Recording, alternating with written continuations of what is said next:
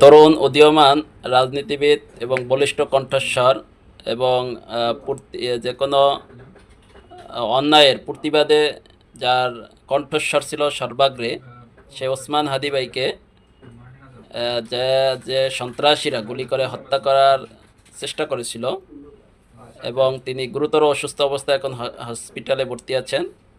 আমরা তার সুস্থতার জন্য দোয়া কামনা করছি।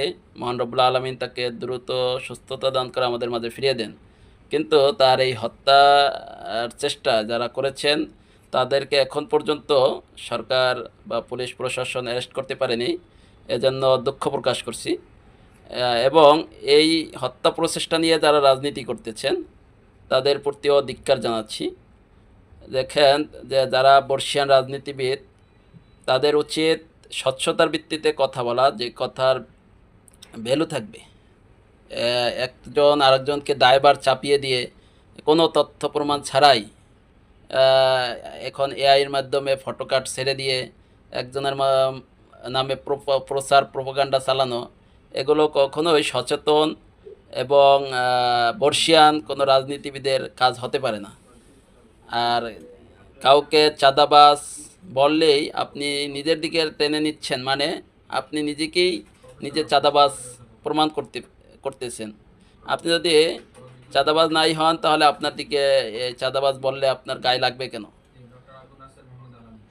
আর এই ওসমান হাদি ভাইয়ের উপর যারা হামলা করেছে তাদেরকে দ্রুততার সাথে বিচারের দাবি জানাচ্ছে এবং দ্রুত অ্যারেস্ট করার দাবি জানাচ্ছি। যে কোনো ওয়েতে বাংলাদেশের যে কোনো প্রেক্ষাপটে যে কোনো সন্ত্রাসীদের আমি মনে করি পুলিশের সক্ষমতা রয়েছে 24 ঘন্টার ভিতরে অ্যারেস্ট করার। কিন্তু এখন পর্যন্ত কেন অ্যারেস্ট হচ্ছে না, এটা জাতি হিসাবে এবং নাগরিক হিসাবে আমি এটা দুঃখ প্রকাশ করতেছি এবং হতাশা প্রকাশ করছি। আর যারাই এই হত্যা ষড়যন্ত্র নিয়ে রাজনীতি করছেন, দায়ভার চাপিয়ে দেওয়ার চেষ্টা করতেছেন, কোনো একটি উদ্দেশ্য হাসিলের জন্য কোনো একটি দলের উপর দায়ভার চাপানোর যে চেষ্টা করতেছেন, এটা খুবই নিন্দনীয়।